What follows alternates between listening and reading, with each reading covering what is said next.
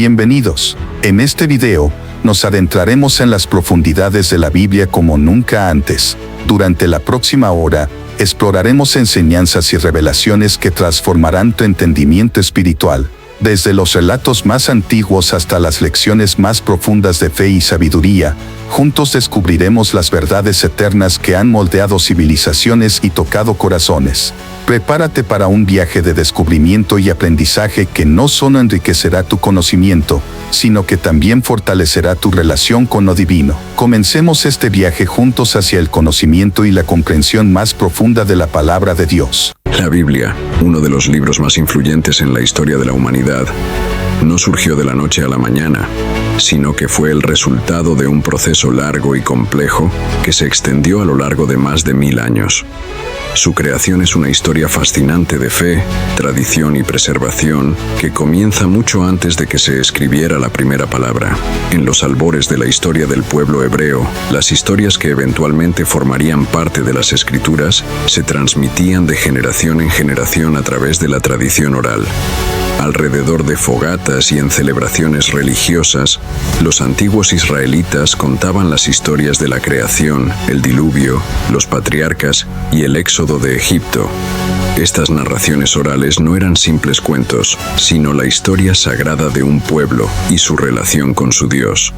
Se recitaban con gran cuidado y reverencia, y los narradores se esforzaban por preservar cada detalle con precisión. La repetición constante y la importancia cultural de estas historias ayudaron a mantener su integridad a lo largo de los siglos. El proceso de poner por escrito estas tradiciones orales probablemente comenzó alrededor del siglo X a.C., aunque algunos eruditos sugieren fechas anteriores. La tradición atribuye a Moisés la autoría de los primeros 5 libros de la Biblia, conocidos como el Pentateuco o la Torá. Estos libros, Génesis, Éxodo, Levítico, Números y Deuteronomio, establecen los fundamentos de la fe judía y más tarde del cristianismo. Sin embargo, los estudios modernos sugieren que el Pentateuco fue probablemente el resultado de un proceso de composición más largo y complejo. Diferentes fuentes y tradiciones se habrían fusionado y editado a lo largo de los siglos para formar los textos que conocemos hoy. Este proceso de redacción habría continuado hasta alrededor del siglo V a.C., cuando el Pentateuco tomó su forma final. A medida que la monarquía se establecía en Israel, surgió una nueva clase de escritores, los escribas reales. Estos funcionarios comenzaron a registrar las historias de los reyes y las guerras, creando lo que se convertiría en los libros históricos de la Biblia, como Samuel, Reyes y Crónicas. Paralelamente, los profetas comenzaron a poner por escrito sus oráculos y visiones. Desde Isaías hasta Malaquías, estos hombres proclamaron mensajes de juicio y esperanza, criticando la injusticia social y llamando al pueblo a volver a Dios. Sus escritos, inicialmente preservados en rollos separados, eventualmente se compilarían en los libros proféticos de la Biblia. Durante este mismo periodo, se desarrolló una rica tradición de literatura sapiencial y poética. Los Salmos, muchos atribuidos al rey David, se convirtieron en el libro de oración y alabanza de Israel. Proverbios, atribuido en gran parte al rey Salomón, recopiló la sabiduría popular y las enseñanzas éticas. Libros como Job y Eclesiastés abordaron preguntas profundas sobre el sufrimiento y el significado de la vida. El exilio babilónico en el siglo VI o a.C. marcó un punto de inflexión crucial en la formación de la Biblia. Con el templo destruido y el pueblo disperso, los textos sagrados adquirieron una nueva importancia como fuente de identidad y esperanza. Fue durante y después de este periodo que muchos de los libros del Antiguo Testamento tomaron su forma final. Esdras, un sacerdote y escriba, desempeñó un papel fundamental en este proceso. Según la tradición, él dirigió la compilación y edición de muchos de los textos sagrados, estableciendo lo que se convertiría en el canon del Antiguo Testamento hebreo. Entre el cierre del canon del Antiguo Testamento y la escritura del Nuevo Testamento, hubo un periodo de aproximadamente 400 años, conocido como el período intertestamentario. Durante este tiempo se escribieron varios libros que, aunque no fueron incluidos en el canon hebreo, fueron considerados valiosos por muchos judíos y primeros cristianos. Estos libros, conocidos como los apócrifos o deuterocanónicos, incluyen obras históricas como 1 y 2 Macabeos, así como textos sapienciales como Sabiduría y Eclesiástico. Aunque no son considerados canónicos por los judíos y los protestantes, son incluidos en las Biblias católicas y ortodoxas. Con el surgimiento del cristianismo en el siglo I a.C., comenzó la creación de un nuevo conjunto de escrituras. Los primeros textos cristianos fueron probablemente las cartas de Pablo, escritas entre los años 50 y 60 a.C. Estas epístolas, dirigidas a las primeras comunidades cristianas, abordaban cuestiones teológicas y prácticas y sentaron las bases de la teología cristiana. Los evangelios, que narran la vida, enseñanzas, muerte y resurrección de Jesús, se escribieron en las décadas siguientes. Mateo, Marcos, Lucas y Juan, aunque basados en tradiciones orales anteriores, tomaron su forma escrita entre los años 65 y 100 a.C. aproximadamente. Cada uno presenta una perspectiva única de la vida de Jesús, dirigida a diferentes audiencias y enfatizando diferentes aspectos de su mensaje. El libro de los Hechos de los Apóstoles, escrito como una continuación del Evangelio de Lucas, narra la historia de la iglesia primitiva y la expansión del cristianismo. Las epístolas generales, como las de Pedro, Juan y Santiago, complementaron las enseñanzas de Pablo y abordaron las necesidades de las crecientes comunidades cristianas. Finalmente, el libro del Apocalipsis, con su vívido lenguaje simbólico y sus visiones del fin de los tiempos, cerró el canon del Nuevo Testamento. El proceso de determinar qué libros serían considerados como escritura inspirada y autoritativa fue largo y no exento de controversias. Para el Antiguo Testamento, el canon hebreo se estableció en gran medida alrededor del año 100 a.C., aunque debates sobre ciertos libros continuaron en algunas comunidades judías. Para el Nuevo Testamento, el proceso fue más gradual. Las cartas de Pablo y los 4 evangelios fueron ampliamente aceptados desde el principio, pero hubo debates sobre otros libros. Algunos textos, como la Epístola de Bernabé o el Pastor de Hermas, fueron considerados inspirados por algunas comunidades, pero eventualmente no se incluyeron en el canon final. Fue en el Concilio de Cartago en 397 d.C. cuando se ratificó oficialmente la lista de 27 libros que hoy conocemos como el Nuevo Testamento. Sin embargo, este concilio más bien confirmó lo que ya era ampliamente aceptado en la mayoría de las iglesias. A lo largo de los siglos, la preservación y transmisión precisa de los textos bíblicos fue una prioridad para judíos y cristianos. Los escribas judíos desarrollaron sistemas elaborados para copiar los textos con extrema precisión, contando cada letra y palabra para asegurar la exactitud. En el mundo cristiano, monjes y escribas dedicaron sus vidas a copiar cuidadosamente las Escrituras. Con la invención de la imprenta en el siglo XV, la Biblia se convirtió en uno de los primeros libros en ser impreso masivamente, lo que ayudó a estandarizar el texto y hacerlo más accesible. A medida que el cristianismo se expandía, surgió la necesidad de traducir la Biblia a diferentes idiomas. La Septuaginta, una traducción griega del Antiguo Testamento completada en el siglo II a.C., fue ampliamente utilizada por los primeros cristianos y jugó un papel crucial en la expansión del cristianismo en el mundo de habla griega. En el siglo IV d.C., San Jerónimo produjo la Vulgata, una traducción latina que se convirtió en la versión estándar de la Iglesia Católica durante más de 1000 años. Con la Reforma Protestante en el siglo XVI, surgieron nuevas traducciones a las lenguas vernáculas, como la Biblia de Lutero en alemán y la Biblia del Rey Jacobo en inglés. En los últimos siglos, el estudio académico de la Biblia ha arrojado nueva luz sobre sus orígenes y composición.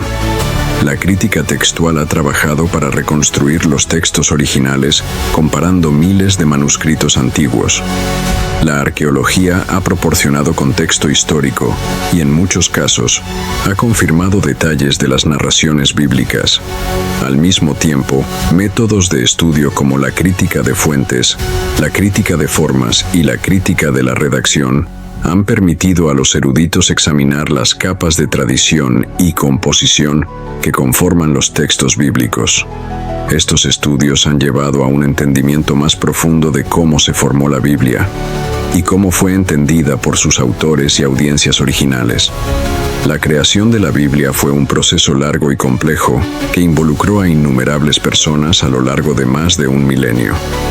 Desde los narradores orales de la antigüedad hasta los escribas meticulosos, desde los profetas apasionados hasta los primeros seguidores de Jesús, cada uno jugó un papel en la formación de este texto extraordinario.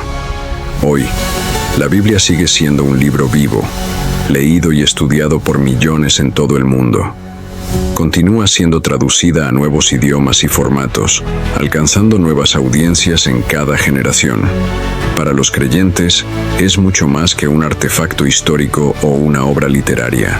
Es la palabra viva de Dios, una fuente de guía, consuelo e inspiración. La historia de la creación de la Biblia es, en muchos sentidos, un reflejo de la historia de la fe misma. Una narrativa de perseverancia, dedicación y la creencia en un mensaje que trasciende el tiempo y las culturas. Desde sus orígenes en las tradiciones orales de un pueblo nómada hasta su estatus actual como un bestseller global, traducido a cientos de idiomas, la Biblia ha experimentado un viaje extraordinario.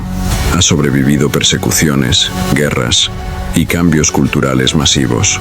Los evangelios que narran la vida, enseñanzas, muerte y resurrección de Jesús se escribieron en las décadas siguientes. Mateo, Marcos, Lucas y Juan, aunque basados en tradiciones orales anteriores, tomaron su forma escrita entre los años 65 y 100 d.C. aproximadamente. Cada uno presenta una perspectiva única de la vida de Jesús, dirigida a diferentes audiencias y enfatizando diferentes aspectos de su mensaje. El libro de los Hechos de los Apóstoles, escrito como una continuación del Evangelio de Lucas, narra la historia de la iglesia primitiva y la expansión del cristianismo. Las epístolas generales, como las de Pedro, Juan y Santiago, complementaron las enseñanzas de Pablo y abordaron las necesidades de las crecientes comunidades cristianas. Finalmente, el libro del Apocalipsis, con su vívido lenguaje simbólico y sus visiones del fin de los tiempos, cerró el canon del Nuevo Testamento. El proceso de determinar qué libros serían considerados como escritura inspirada y autoritativa fue largo y no exento de controversias. Para el Antiguo Testamento, el canon hebreo se estableció en gran medida alrededor del año 100 d.C., aunque debates sobre ciertos libros continuaron en algunas comunidades judías. Para el Nuevo Testamento, el proceso fue más gradual. Las cartas de Pablo y los 4 evangelios fueron ampliamente aceptados desde el principio, pero hubo debates sobre otros libros. Algunos textos, como la Epístola de Bernabé o el Pastor de Hermas, fueron considerados inspirados por algunas comunidades, pero eventualmente no se incluyeron en el canon final. Fue en el Concilio de Cartago en 397 d.C. cuando se ratificó oficialmente la lista de 27 libros que hoy conocemos como el Nuevo Testamento. Sin embargo, este concilio más bien confirmó lo que ya era ampliamente aceptado en la mayoría de las iglesias.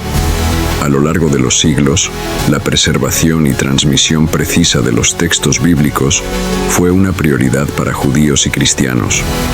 Los escribas judíos desarrollaron sistemas elaborados para copiar los textos con extrema precisión, contando cada letra y palabra para asegurar la exactitud. En el mundo cristiano, monjes y escribas dedicaron sus vidas a copiar cuidadosamente las escrituras. Con la invención de la imprenta en el siglo XV, La Biblia se convirtió en uno de los primeros libros en ser impreso masivamente, lo que ayudó a estandarizar el texto y hacerlo más accesible. A medida que el cristianismo se expandía, surgió la necesidad de traducir la Biblia a diferentes idiomas. La Septuaginta, una traducción griega del Antiguo Testamento completada en el siglo II a.C., fue ampliamente utilizada por los primeros cristianos y jugó un papel crucial en la expansión del cristianismo en el mundo de habla griega. En el siglo IV d.C., San Jerónimo produjo la Vulgata, una traducción latina que se convirtió en la versión estándar de la Iglesia Católica durante más de 1000 años. Con la Reforma Protestante en el siglo XVI, surgieron nuevas traducciones a las lenguas vernáculas, como la Biblia de Lutero en alemán y la Biblia del Rey Jacobo en inglés. En los últimos siglos, el estudio académico de la Biblia ha arrojado nueva luz sobre sus orígenes y composición. La crítica textual ha trabajado para reconstruir los textos originales, comparando miles de manuscritos antiguos. La arqueología ha proporcionado contexto histórico y, en muchos casos, ha confirmado detalles de las narraciones bíblicas. Al mismo tiempo, métodos de estudio como la crítica de fuentes, la crítica de formas y la crítica de la redacción han permitido a los eruditos examinar las capas de tradición y composición que conforman los textos bíblicos.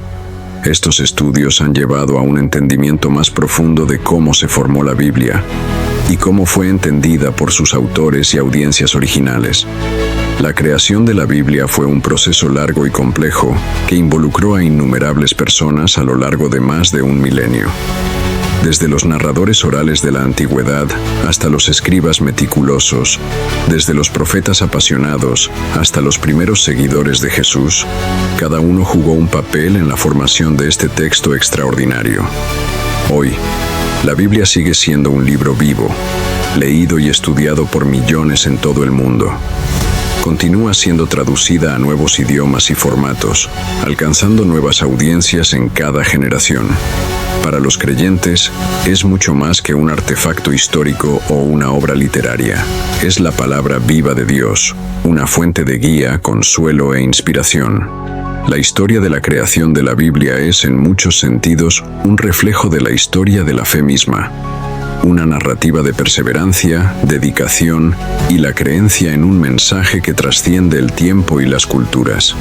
Desde sus orígenes en las tradiciones orales de un pueblo nómada hasta su estatus actual como un bestseller global, traducido a cientos de idiomas, la Biblia ha experimentado un viaje extraordinario. Ha sobrevivido persecuciones, guerras y cambios culturales masivos. Los amorreos, un pueblo poderoso marcado por el juicio divino. En las páginas de la Biblia se alza la imponente figura de los amorreos, una de las tribus más destacadas y temidas que habitaron la antigua tierra prometida. Sus orígenes se remontan a los hijos de Canaán, nieto de Noé, quienes se establecieron originalmente en las regiones montañosas de Palestina. Desde un principio, los amorreos se distinguieron por su formidable estatura y fuerza física, cualidades que les valieron una reputación de guerreros feroces y conquistadores despiadados. El propio Moisés, al recordar los encuentros de Israel con este pueblo, destacó la gran altura de los amorreos, afirmando que su estatura era como la estatura de los cedros. Deuteronomio 1:28. El apogeo de los reinos amorreos en Canaán. En el apogeo de su poder, los amorreos lograron establecer varios reinos a lo largo de la región de Canaán. Dos de los más destacados fueron el reino de Sehón, rey de Hesbón, y el reino de Og, rey de Basán. Estos monarcas amorreos se convirtieron en obstáculos formidables para el avance de los israelitas, quienes bajo el liderazgo de Moisés y Josué, buscaban conquistar la tierra que Dios les había prometido. La Biblia relata cómo Moisés envió mensajeros a Sehón, rey de Hesbón, solicitándole paso libre por sus tierras, pero este soberano amorreo se negó rotundamente y movilizó a sus tropas para enfrentar a los israelitas. Números 21-24. En la batalla que siguió, los israelitas lograron una victoria aplastante, apoderándose de todo el territorio del reino de Sehón. De forma similar, el rey Og de Basán también salió al encuentro de los israelitas con su ejército, pero fue derrotado y su reino fue conquistado por Moisés y los hijos de Israel. Números 21, 33, 35. Estos triunfos sobre los poderosos reyes amorreos allanaron el camino para que los israelitas se establecieran en Transjordania, a las puertas de la tierra prometida. El juicio divino sobre los amorreos. Sin embargo, la Biblia deja en claro que la derrota de los amorreos no se debió únicamente a la fuerza militar de Israel, sino que fue el resultado del juicio de Dios sobre este pueblo. La Escritura revela que el Señor había determinado juzgar a los amorreos por su idolatría y sus abominables prácticas, entregando sus tierras en manos de los israelitas. Dios mismo advirtió a Abraham siglos antes que sus descendientes tomarían posesión de Canaán, pero solo después que la maldad de los amorreos llegase a su colmo. Génesis 15, 16. Cuando llegó el momento, el Todopoderoso usó a Israel como instrumento para ejecutar su juicio sobre esta nación impía. La caída de los reinos amorreos. Bajo el liderazgo de Moisés y Josué, los israelitas avanzaron implacablemente contra los reinos amorreos. La Biblia relata cómo Dios respaldó a su pueblo con milagros y proezas sobrenaturales, derribando las murallas de Jericó y haciendo retroceder las aguas del Jordán para que los israelitas cruzaran en seco. En la crucial batalla de Jericó, los amorreos se unieron a otros pueblos cananeos para intentar detener el avance israelita, pero fueron derrotados de manera aplastante. Josué 5:6. Posteriormente, Josué lideró a las tribus de Israel en una campaña que culminó con la conquista de los reinos de Sehón y Og, eliminando así los últimos baluartes del poder amorreo en Canaán. El legado de los amorreos. Advertencia a los impíos así. La imponente tribu de los amorreos, antaño señores de Canaán, pasó a ser una mera reliquia del pasado, recordada en las Escrituras como un pueblo que desafió a Dios y pereció ante su juicio. Su final sirvió como advertencia a todas las naciones que se oponían al plan divino para Israel y la humanidad. La historia de los amorreos nos enseña que, por más poderosos que puedan parecer los enemigos de Dios, su destino final está en manos del Señor, quien juzga a los impíos y exalta a los justos. Este relato bíblico es un recordatorio de que, sin importar cuán imponentes puedan ser las fuerzas del mal, la supremacía del Todopoderoso prevalecerá en última instancia. Que la lección del legado amorreo resuene en nuestros corazones, recordándonos la importancia de la obediencia a Dios y la confianza en su soberanía sobre todas las cosas. Pues solo Él puede derribar a los más poderosos enemigos y consolidar su voluntad en la tierra, sin importar cuán imponentes puedan parecer. Como estudioso judío de las Escrituras, permítame compartirle una fascinante narración sobre la enigmática figura de Jabes. Aunque su mención en la Biblia es breve, su historia ha intrigado a eruditos y fieles por milenios. En las genealogías del libro de Crónicas, entre largas listas de nombres, surge repentinamente la figura de Jabes. Su aparición es tan abrupta como misteriosa. El texto dice: Jabes fue más ilustre que sus hermanos. ¿Quién era este hombre? ¿Por qué se le consideraba más ilustre? El misterio comienza a desplegarse. La Escritura nos revela que su madre lo llamó Jabes, que significa dolor, diciendo: lo di a luz con dolor. ¿Qué circunstancias rodearon su nacimiento para merecer tal nombre? ¿Fue un parto particularmente difícil? ¿O acaso hubo otras razones más profundas, quizás relacionadas con alguna profecía o presagio? Pero lo más intrigante es la oración de Jabes. En medio de genealogías y nombres, el texto se detiene para narrar su súplica. Oh, si en verdad me bendijeras, ensancharas mi territorio, si tu mano estuviera conmigo y me libraras del mal para que no me dañe. Una oración breve pero poderosa que captó la atención del mismo Dios, pues la Escritura afirma: y Dios le concedió lo que pidió. ¿Qué hizo que esta oración fuera tan especial? ¿Por qué se destacó entre tantas otras súplicas y peticiones registradas en la Biblia? Los sabios han debatido durante siglos sobre el significado profundo de cada palabra de esta plegaria. Algunos comentaristas sugieren que Jabes era un escriba, líder de familias de escribas que vivían en Jabes. Podría ser que su oración por ensanchar su territorio se refiriera no solo a tierra física, sino a una expansión de conocimiento y sabiduría. Otros han especulado sobre la naturaleza del mal del que Jabes buscaba ser librado. ¿Se trataba de una aflicción física, quizás relacionada con las circunstancias dolorosas de su nacimiento? ¿O era un mal espiritual, una tentación o una maldición que amenazaba con desviarlo de su camino? La tradición rabínica ha elaborado diversas interpretaciones sobre Jabes. Algunos lo identifican con Otoniel, el primer juez de Israel después de Josué.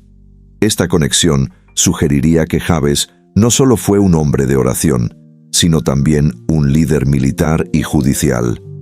¿Podría ser que su oración por ensanchar su territorio tuviera implicaciones para toda la nación de Israel? El Talmud babilónico ofrece una perspectiva fascinante. Sugiere que Jabes era en realidad Otoniel, el hijo de Kenaz y hermano de Caleb. Según esta tradición, Jabes era un hombre extremadamente piadoso y erudito, tanto que fundó una escuela donde enseñaba la Torá a multitudes. ¿Podría ser esta la razón por la que se le consideraba más ilustre que sus hermanos? Pero las preguntas persisten. Si Jabes era tan importante, ¿por qué su historia se narra de manera tan breve y enigmática? ¿Por qué no se nos da más información sobre su vida y logros? Algunos estudiosos han buscado pistas en otros libros de la Biblia. En el libro de Jueces se menciona una ciudad llamada Jabes de Galaad. ¿Podría haber alguna conexión entre esta ciudad y nuestro Jabes? ¿Acaso fundó o lideró esta ciudad como resultado de su oración por ensanchar su territorio? La búsqueda de respuestas ha llevado a algunos investigadores a explorar fuentes extrabíblicas. Algunos han sugerido conexiones con antiguas tradiciones mesopotámicas o egipcias. ¿Podría el nombre Jabes tener raíces en alguna lengua antigua que arrojara luz sobre su significado? Un antiguo texto midrásico ofrece una interpretación intrigante. Sugiere que Jabes era en realidad el hijo de una viuda y que su nombre Dolor se refería no solo al dolor físico del parto, sino al dolor emocional de su madre al criarlo sola. Esta interpretación añade una capa de profundidad emocional a la historia, planteando preguntas sobre la resiliencia y la fe en medio de circunstancias difíciles. Otros comentaristas han visto en la historia de Jabes un poderoso ejemplo de cómo una persona puede superar las circunstancias de su nacimiento y las expectativas negativas. Nacido en dolor, con un nombre que sugería sufrimiento, Jabes se elevó para convertirse en alguien más ilustre que sus hermanos. ¿Cómo logró esta transformación? ¿Fue simplemente el resultado de su oración o hubo otros factores en juego? La brevedad del relato bíblico ha inspirado a generaciones de escritores y pensadores a imaginar y elaborar la historia de Jabes. Algunos han escrito novelas históricas que intentan llenar los vacíos de su vida. Otros han compuesto poemas y canciones inspirados en su oración. ¿Qué nos dice esta persistente fascinación sobre el poder de una historia breve pero impactante? En tiempos modernos, la oración de Jabes ha experimentado un resurgimiento de popularidad. Libros de autoayuda y movimientos espirituales han adoptado esta oración como un modelo para el crecimiento personal y la prosperidad. ¿Cómo se compara esta interpretación contemporánea con las interpretaciones tradicionales judías? ¿Qué pensaría el propio Jabes de estos usos modernos de su oración? Algunos estudiosos han sugerido que la historia de Jabes podría ser una adición tardía al texto bíblico, insertada para proporcionar un ejemplo edificante en medio de las áridas genealogías. Si este fuera el caso, ¿Qué nos diría sobre la evolución del texto bíblico y las preocupaciones de sus redactores? La arqueología también ha aportado algunas pistas intrigantes. Excavaciones en la región de Judá han descubierto sellos e inscripciones que mencionan nombres similares a Jabes. ¿Podrían estos artefactos estar relacionados con nuestro Jabes bíblico o su familia? ¿Qué nos dirían sobre su estatus social y su influencia? Un aspecto particularmente intrigante de la oración de Jabes es su petición de ser librado del mal para que no me dañe. Esta frase ha sido objeto de intenso debate. Algunos ven en ella una profunda comprensión de la naturaleza del mal y sus efectos. Otros la interpretan como una señal de la vulnerabilidad de Jabes. ¿Qué experiencias pudo haber tenido para formular su oración de esta manera tan específica? La tradición cabalística ha encontrado significados ocultos en el nombre y la historia de Jabes. Algunos han visto en las letras de su nombre códigos numéricos que revelan verdades espirituales profundas. Otros han interpretado su oración como una fórmula mística para desbloquear bendiciones divinas. ¿Cómo se relacionan estas interpretaciones esotéricas con el significado simple del texto? Un antiguo manuscrito encontrado en el Cairo Geniza ofrece una perspectiva única. Sugiere que Jabes era conocido por su extraordinaria hospitalidad y que su oración por ensanchar su territorio era en realidad una petición para poder ayudar a más personas necesitadas. Esta interpretación arroja una nueva luz sobre el carácter de Jabes y las verdaderas intenciones detrás de su famosa oración. La historia de Jabes también plantea preguntas fascinantes sobre la naturaleza de la bendición divina. ¿Por qué Dios eligió responder tan favorablemente a esta oración en particular? ¿Qué nos dice esto sobre la relación entre Dios y el individuo, sobre la eficacia de la oración y sobre las condiciones bajo las cuales Dios elige intervenir en los asuntos humanos? A medida que profundizamos en el estudio de Jabes, nos encontramos con más preguntas que respuestas. Cada capa que pelamos revela nuevos misterios, nuevas posibilidades. Es como si la brevedad misma del texto bíblico fuera una invitación a la exploración, a la contemplación, a la búsqueda continua de significado. Y así, la historia de Jabes continúa intrigando y fascinando. Un hombre nacido en dolor, que se elevó a la distinción. Una oración breve pero poderosa que resonó en los cielos. Un nombre que ha inspirado a generaciones. ¿Qué más secretos guarda la historia de Jabes? ¿Qué lecciones aún no descubiertas yacen ocultas en estas pocas líneas de texto antiguo? La búsqueda continúa, y con cada nueva generación de estudiosos y creyentes surgen nuevas perspectivas, nuevas interpretaciones, nuevas preguntas. La historia de Jabes, en su brevedad y misterio, sigue siendo un testimonio del poder duradero de las Escrituras para inspirar, intrigar y transformar.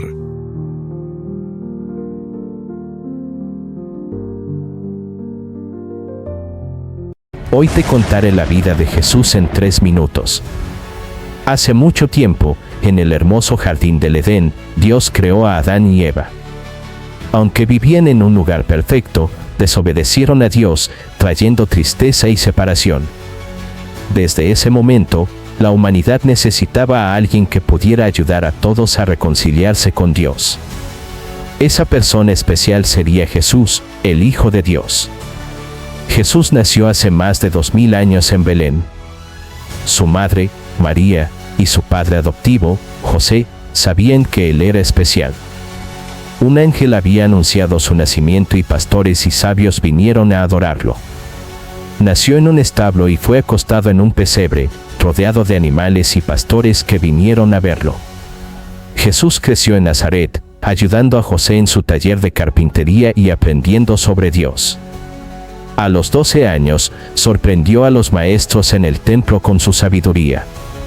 Les hacía preguntas profundas y respondía con gran entendimiento, dejando a todos asombrados.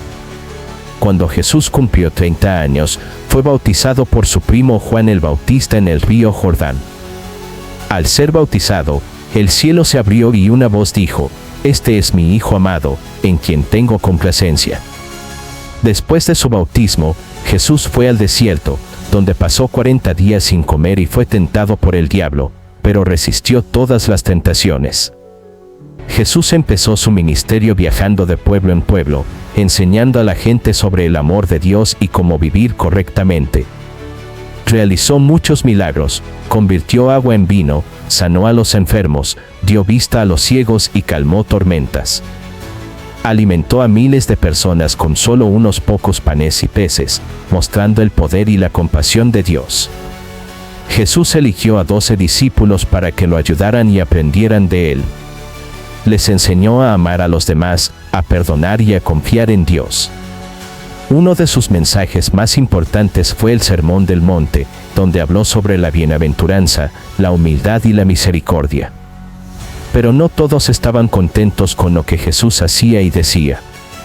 Algunos líderes religiosos se sentían amenazados por él y conspiraron para arrestarlo. Jesús fue traicionado por uno de sus discípulos, Judas Iscariote, y fue llevado ante las autoridades romanas. Aunque Jesús no había hecho nada malo, fue condenado a morir en una cruz. La crucifixión de Jesús fue un acto de amor supremo. Murió para salvarnos de nuestros pecados. 3 días después de su muerte, algo increíble sucedió: Jesús resucitó. Su resurrección demostró que Él era verdaderamente el Hijo de Dios y que tenía poder sobre la muerte. Después de resucitar, Jesús se apareció a sus discípulos y a muchas otras personas, enseñándoles y dándoles esperanza. Durante 40 días, les habló sobre el reino de Dios y les prometió enviar al Espíritu Santo para guiarlos. Finalmente, Jesús ascendió al cielo, pero dejó a sus discípulos con la misión de compartir su amor y enseñanzas con el mundo. La vida de Jesús nos muestra el amor incondicional de Dios y nos enseña a vivir con fe, esperanza y amor. A través de su vida, muerte y resurrección, Jesús abrió el camino para que todos podamos reconciliarnos con Dios y vivir eternamente con Él. La historia de José es una de las narrativas más conmovedoras y detalladas del libro de Génesis. Nos lleva a través de las vicisitudes de la vida de un joven, desde la traición y la esclavitud, hasta el ascenso al poder y la eventual reconciliación con su familia. Es una historia de perseverancia, fe y el poder del perdón. José era el 11º hijo de Jacob y el primer hijo de Raquel, la esposa favorita de Jacob. Desde joven, José se ganó el afecto especial de su padre, quien le regaló una túnica de diversos colores, símbolo de su amor y preferencia. Génesis 37:3. Este favoritismo generó envidia y resentimiento entre sus hermanos. La situación se agravó cuando José empezó a tener sueños proféticos que indicaban su futuro dominio sobre su familia. En uno de sus sueños, vio que él y sus hermanos estaban atando manojos de trigo en el campo, y los manojos de sus hermanos se inclinaban ante el suyo. Génesis 37:5-8. En otro sueño, vio al sol, la luna y 11 estrellas inclinándose ante él. Génesis 37:9-11. Estos sueños provocaron aún más la ira y la envidia de sus hermanos. Un día, Jacob envió a José a ver cómo estaban sus hermanos, quienes estaban cuidando el rebaño en Siquem. Cuando sus hermanos lo vieron venir, conspiraron para matarlo. Finalmente, decidieron echarlo en una cisterna vacía y luego venderlo a unos mercaderes ismaelitas que se dirigían a Egipto. Génesis 37:18-28. Para cubrir su acción, los hermanos mancharon la túnica de José con sangre de cabra y se la llevaron a Jacob, haciéndole creer que su amado hijo había sido devorado por una fiera. Génesis 37:31-35. José fue llevado a Egipto y vendido a Potifar, un oficial del faraón y capitán de la guardia. A pesar de ser esclavo, la mano de Dios estaba con José y prosperó en todo lo que hacía. Potifar pronto notó que Dios estaba con José y lo puso a cargo de toda su casa. Génesis 39:1-6. Sin embargo, la esposa de Potifar intentó seducir a José, y cuando él rechazó sus avances, ella lo acusó falsamente de intentar violarla. Potifar, indignado, arrojó a José a la prisión. Génesis 39:7-20. Pero incluso en la cárcel, Dios estaba con José y le mostró su misericordia. El encargado de la prisión puso a José a cargo de todos los prisioneros, y nuevamente, todo lo que hacía prosperaba. Génesis 39:21-23. Durante su tiempo en prisión, José interpretó los sueños de dos funcionarios del faraón, el copero y el panadero, que habían sido encarcelados. El copero soñó con una vid que producía 3 racimos de uvas que él exprimía en la copa del faraón. José interpretó que en 3 días el copero sería restaurado a su posición. El panadero, alentado por la interpretación favorable, contó su sueño en el que llevaba 3 canastas de pan sobre su cabeza, y las aves comían del pan en la canasta superior. José interpretó que en 3 días el panadero sería ejecutado y colgado en un árbol, donde las aves devorarían su carne. Génesis 40:1-19. Tal como José predijo, el copero fue restaurado y el panadero fue ejecutado. Pero el copero olvidó mencionar a José al faraón. 2 años después, el faraón tuvo 2 sueños inquietantes que nadie pudo interpretar. En el primero, 7 vacas gordas eran devoradas por 7 vacas flacas. En el segundo, 7 espigas llenas y hermosas eran devoradas por 7 espigas delgadas y quemadas por el viento. El copero recordó entonces a José y su capacidad para interpretar sueños, y el faraón mandó llamar a José. Génesis 41:1-14. José interpretó los sueños del faraón como una advertencia de 7 años de abundancia, seguidos de 7 años de hambruna severa. Recomendó al faraón almacenar 1/5 de la cosecha durante los años de abundancia para prepararse para la hambruna. El faraón quedó impresionado y reconoció que el Espíritu de Dios estaba en José, nombrándolo gobernador de todo Egipto, segundo en autoridad solo después del faraón. Génesis 41:15-40. Durante los 7 años de abundancia, José supervisó la recolección y almacenamiento de grandes cantidades de grano. Cuando llegó la hambruna, Egipto tenía suficiente alimento y personas de todas las regiones acudían a comprar grano. Entre ellos estaban los hermanos de José, quienes viajaron a Egipto para comprar alimentos sin reconocer a José. Génesis 41:46-57. José reconoció a sus hermanos, pero ellos no lo reconocieron. Para probarlos, José los acusó de ser espías y los retuvo en prisión por 3 días. Luego, liberó a todos excepto a Simeón, insistiendo en que trajeran a su hermano menor, Benjamín, para probar su honestidad. Génesis 42:6-20. Los hermanos regresaron a Canaán y relataron a Jacob lo sucedido, pero él se resistió a enviar a Benjamín. La hambruna persistió y eventualmente Jacob cedió, enviando a Benjamín con sus hijos a Egipto. Cuando José vio a Benjamín, ordenó que los llevaran a su casa para un banquete. José luchó por contener sus emociones, y al final del banquete, ordenó que sus siervos llenaran de grano las bolsas de sus hermanos y colocaran su copa de plata en la bolsa de Benjamín. Génesis 43:16-44-2. Al partir, José envió a su mayordomo tras ellos para acusarlos de robo. La copa fue encontrada en la bolsa de Benjamín, y los hermanos regresaron a la ciudad, ofreciendo ser esclavos para salvar a Benjamín. Judá se ofreció en lugar de Benjamín, explicando cómo la pérdida de Benjamín destruiría a su anciano padre. Génesis 44:3-34. José, conmovido por el cambio en sus hermanos y su disposición a proteger a Benjamín, no pudo contenerse más. Reveló su identidad entre lágrimas y les dijo que no se angustiaran por haberlo vendido, porque Dios había utilizado ese acto para preservar sus vidas durante la hambruna. Les aseguró que Dios lo había hecho gobernador de Egipto para salvarlos. Génesis 45:1-8.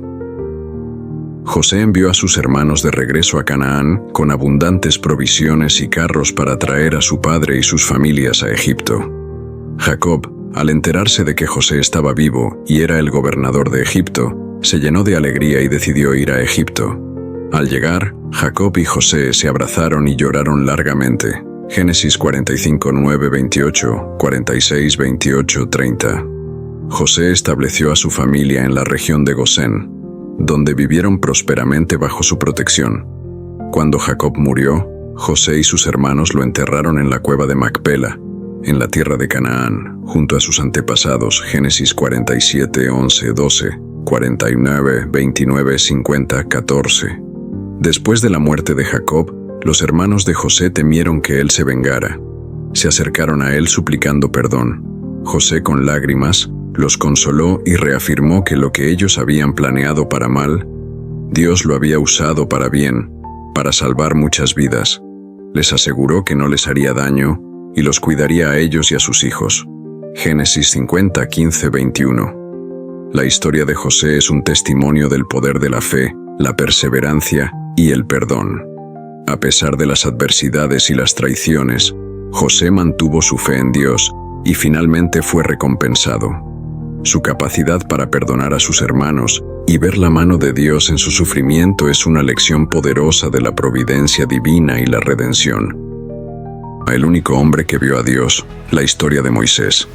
El sol ardiente del desierto castigaba la tierra árida mientras un anciano de barba blanca y mirada penetrante ascendía lentamente por la ladera rocosa del monte Sinaí. Su nombre era Moisés, y a sus 120 años sabía que este sería su último ascenso. Sus pasos, aunque cansados, eran firmes, impulsados por una determinación inquebrantable y una fe que había sido forjada a través de décadas de pruebas y milagros. Mientras subía, Moisés reflexionaba sobre el extraordinario camino que lo había llevado hasta este momento. Nacido como un esclavo hebreo en Egipto, salvado de la muerte por la compasión de una princesa, criado en la opulencia del palacio del faraón y luego exiliado al desierto por defender a su pueblo. Allí, en la soledad de Madián, había encontrado una nueva vida como pastor, hasta que un día, una zarza ardiente cambió el curso de su destino y de la historia. Recordaba vívidamente aquel momento en que Dios lo llamó por primera vez, el fuego que no consumía, la voz que resonaba desde las llamas, el temor reverencial que lo invadió. Moisés, Moisés, había dicho la voz. Aquí estoy, respondió él, sin saber que esas simples palabras marcarían el inicio de una relación única entre un hombre y su creador. Desde entonces, Moisés había sido testigo de maravillas que desafiaban la imaginación. Las plagas que azotaron Egipto, el mar que se abrió para que su pueblo escapara, el maná que caía del cielo cada mañana. Pero nada se comparaba con los momentos en que se encontraba cara a cara con el Todopoderoso. Mientras ascendía, cada roca, cada arbusto reseco le recordaba aquellos 40 días y 40 noches que pasó en la cima de esta misma montaña, envuelto en la nube de la presencia divina. Allí, Dios le había entregado las tablas de piedra con los 10 mandamientos, escritos por su propio dedo. Moisés había descendido con el rostro resplandeciente, reflejando la gloria del Eterno. Pero no todo habían sido momentos de gloria.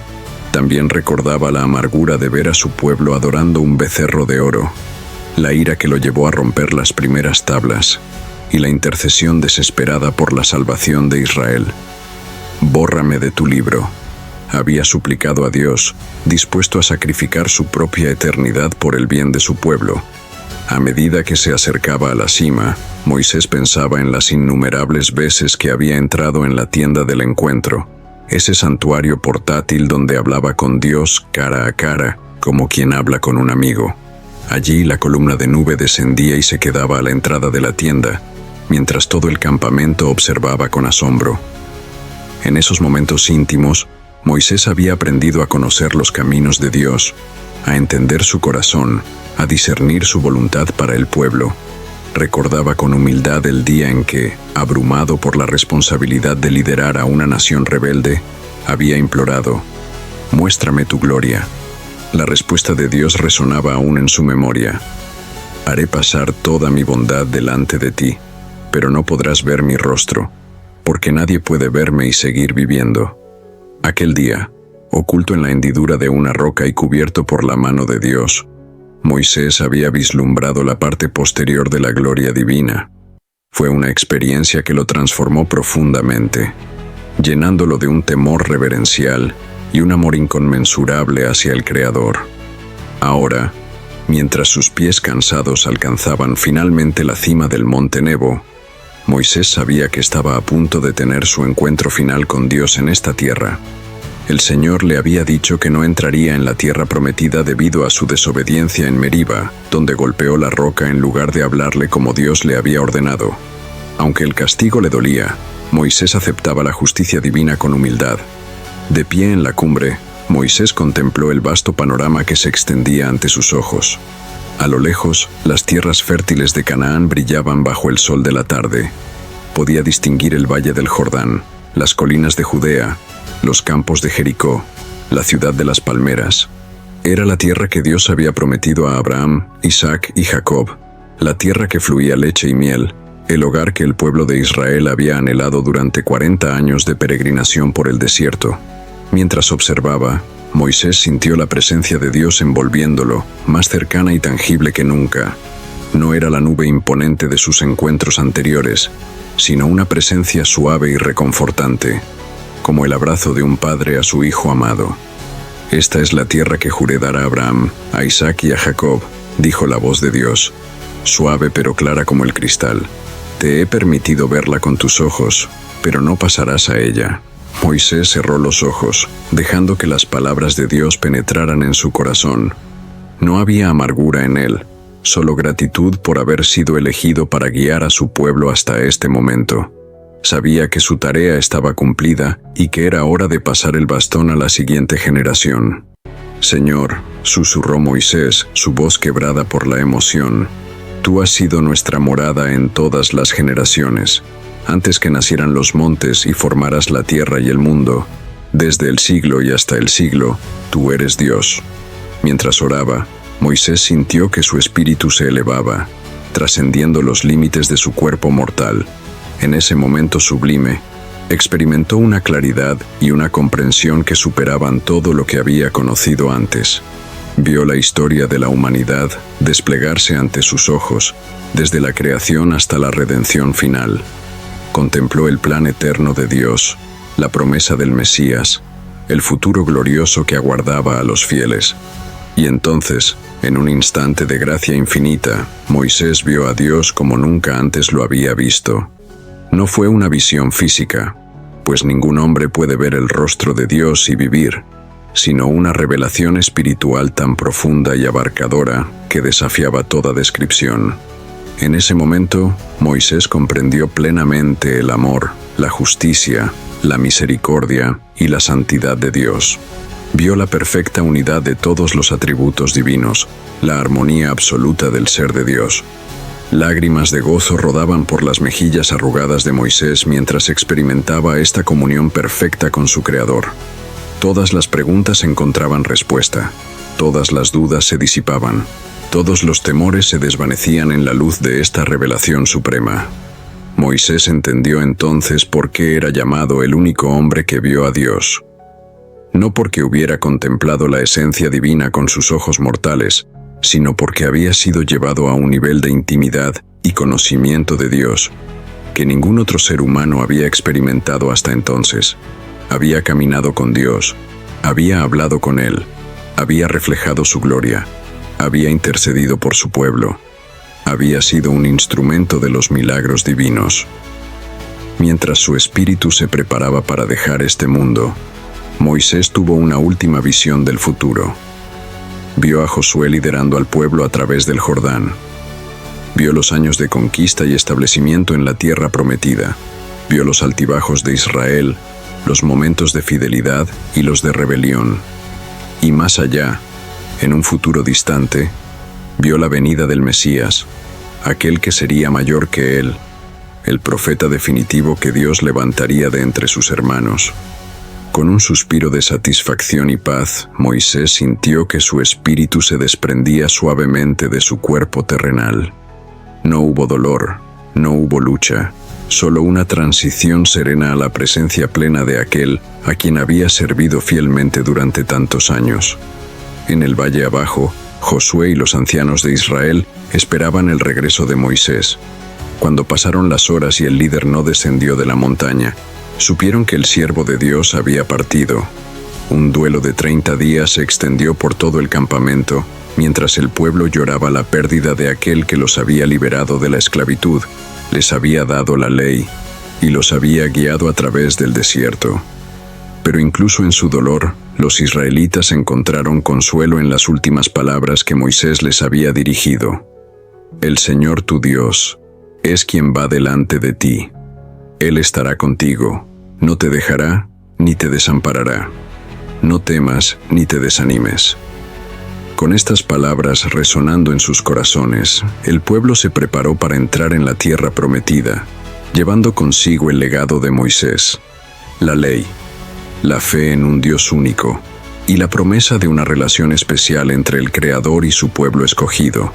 Y así Moisés, el hombre que vio a Dios, pasó a la eternidad, dejando una huella indeleble en la historia de la humanidad. Su vida fue un testimonio de fe, obediencia y liderazgo. Un ejemplo para todas las generaciones de lo que significa caminar en intimidad con el Todopoderoso. Aunque ningún ser humano conoció el lugar exacto de su sepultura, el impacto de Moisés perduró a través de los siglos. Su nombre se convirtió en sinónimo de sabiduría, justicia y comunión con Dios. Los profetas que vinieron después lo recordarían como el estándar de la revelación divina, y las generaciones futuras estudiarían sus palabras en busca de guía y verdad. La historia de Moisés, el único hombre que vio a Dios, no terminó en la cima del monte Nebo. Continuó viviendo en los corazones y las mentes de todos aquellos que, inspirados por su ejemplo, buscan conocer a Dios, no solo de oídas, sino en una relación personal y transformadora.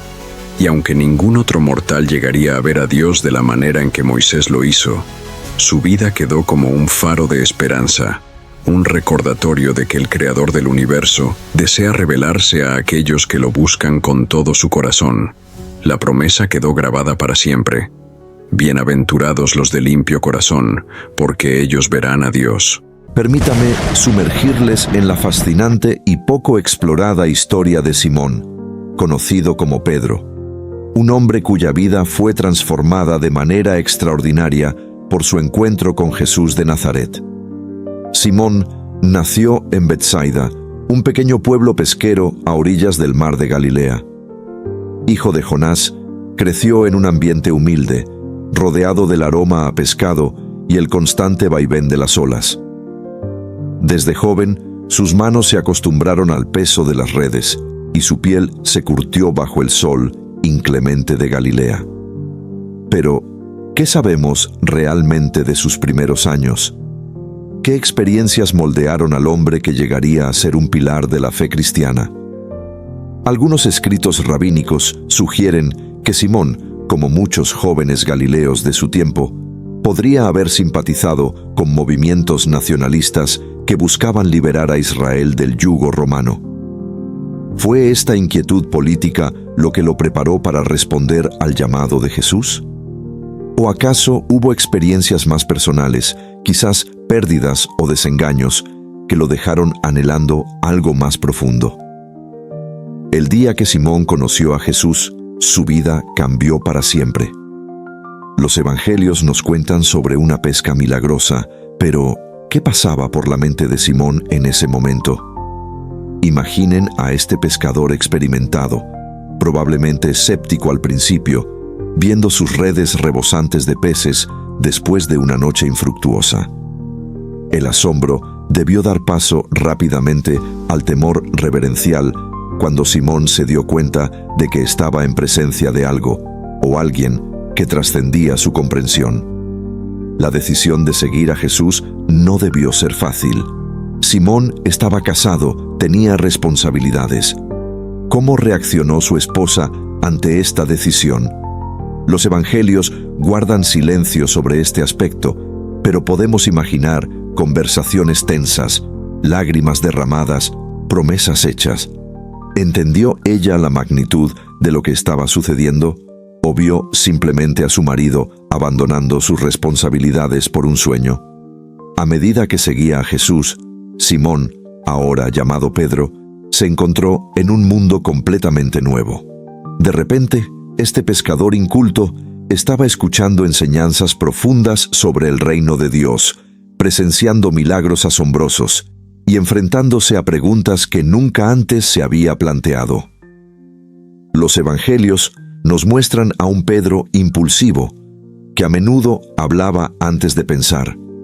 Pero, ¿qué pasaba en su interior? ¿Cómo lidiaba con la disonancia entre su antigua vida y esta nueva realidad? Uno de los momentos más intrigantes en la vida de Pedro fue cuando caminó sobre las aguas hacia Jesús. Por un breve momento, su fe superó su miedo y las leyes de la naturaleza. Pero cuando miró las olas, comenzó a hundirse. Esta escena captura perfectamente la lucha interna de Pedro, capaz de grandes actos de fe, pero aún vulnerable a las dudas y temores humanos. ¿Cómo afectó esta experiencia a Pedro? ¿Cambió su forma de ver a Jesús o a sí mismo? La transfiguración de Jesús fue otro momento crucial. Pedro, junto con Santiago y Juan, presenció a Jesús conversando con Moisés y Elías en un estado glorificado. La reacción de Pedro de querer construir 3 enramadas ha sido objeto de mucha especulación. ¿Fue simplemente una respuesta torpe a algo que no comprendía? ¿O hay un significado más profundo en sus palabras? Algunos estudiosos sugieren que Pedro estaba tratando de prolongar el momento, de capturar lo trascendente en lo mundano. ¿Cómo cambió esta experiencia la comprensión que Pedro tenía de Jesús y de su misión? A medida que se acercaba el final del ministerio terrenal de Jesús, vemos a un Pedro cada vez más conflictuado. Por un lado, fue el primero en confesar a Jesús como el Mesías. Por otro, se resistió cuando Jesús habló de su muerte inminente. ¿Cómo reconciliaba Pedro sus expectativas mesiánicas con las palabras desconcertantes de Jesús sobre sufrimiento y muerte? La última semana en Jerusalén fue una montaña rusa emocional para Pedro. Desde la entrada triunfal hasta la última cena, Pedro experimentó una gama de emociones: orgullo, confusión, miedo. Su promesa de lealtad inquebrantable, seguida por su triple negación, es un poderoso recordatorio de la fragilidad humana frente a la presión y el miedo. ¿Qué pasó por la mente de Pedro en esas horas oscuras entre el canto del gallo y la crucifixión? Los evangelios nos dicen que salió y lloró amargamente. Fueron lágrimas de remordimiento, de miedo, de desesperación. ¿Cómo afectó este fracaso a su fe y a su comprensión de sí mismo? El período entre la crucifixión y la resurrección debió ser el más oscuro en la vida de Pedro. Imaginen su desesperación, su culpa, su sensación de fracaso. ¿Cómo lidió con estos sentimientos? ¿Encontró consuelo en los otros discípulos o se aisló en su vergüenza? Algunos estudiosos sugieren que Pedro podría haber considerado volver a su antigua vida de pescador, viendo todo lo sucedido como un sueño roto.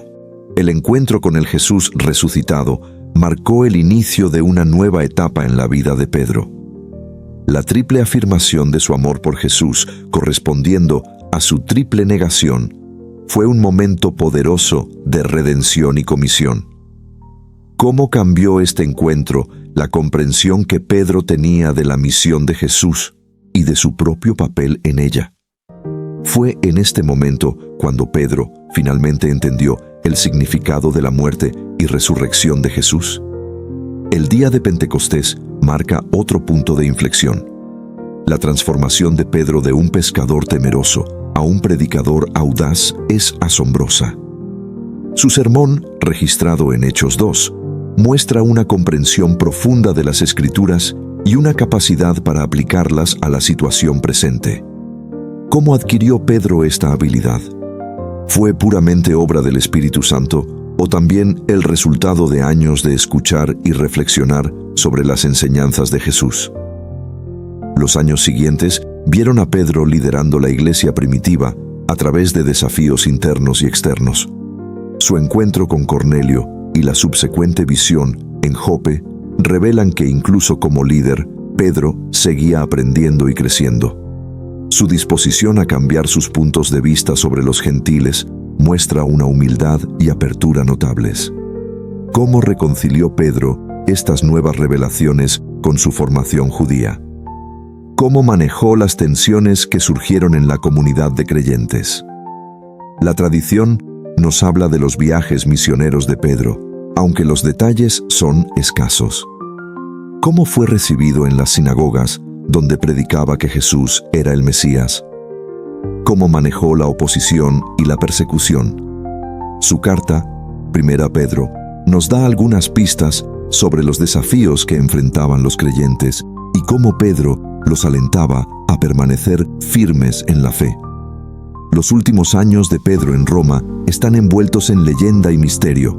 Se dice que enfrentó al mago Simón, realizando milagros que demostraron el poder superior de Cristo. ¿Cómo era la vida diaria de Pedro en Roma?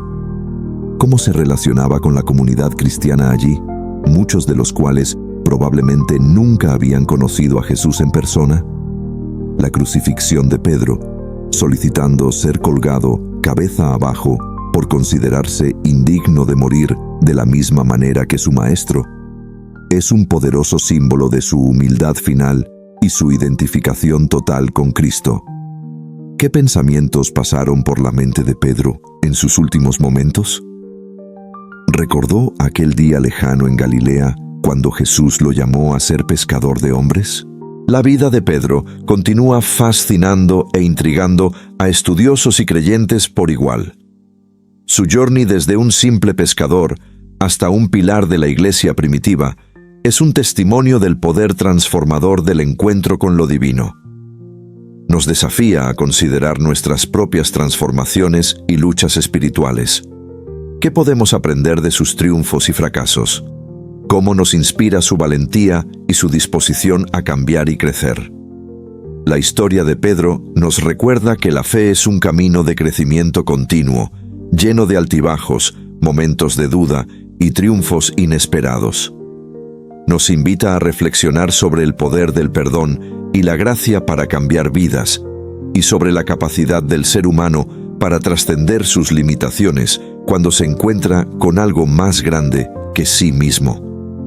Mientras reflexionamos sobre la vida de Pedro, no podemos evitar preguntarnos, ¿qué hubiera pensado aquel joven pescador de Galilea si hubiera podido ver en qué se convertiría?